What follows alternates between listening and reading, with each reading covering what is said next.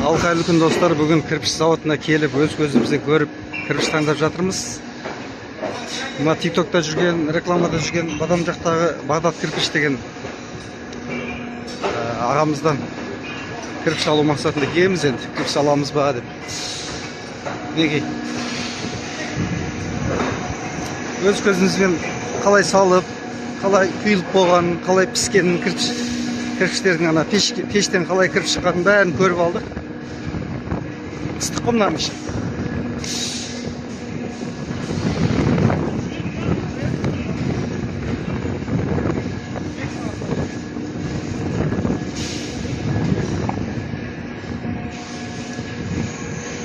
Түркістан облысы Бадам станциясында қарасты елді мекенінде кірпіш зауыты, осындай кірпіш зауыты орналасқан.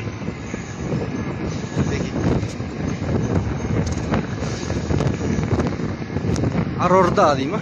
Кірпіш зауыты.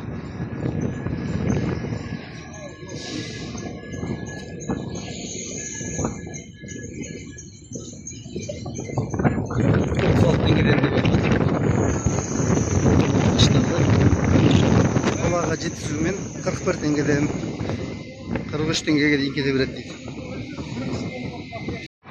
Ал келесі кірпіш зауытына келіп алдық. Аламан деген кірпіш зауыты деген. Бұл жерде тек қана мынандай кірпіш бар деген.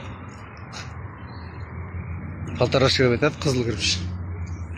Жаңағыдай 60 теңгеден деп айтып отыр ғой ценасын. Бағасы 60 теңгеден 59, 58, 60, 61 сондай.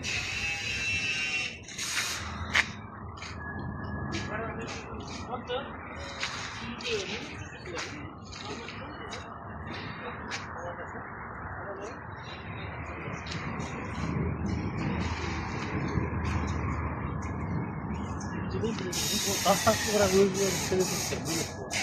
Дастархан қанша келемін мен сіздерге?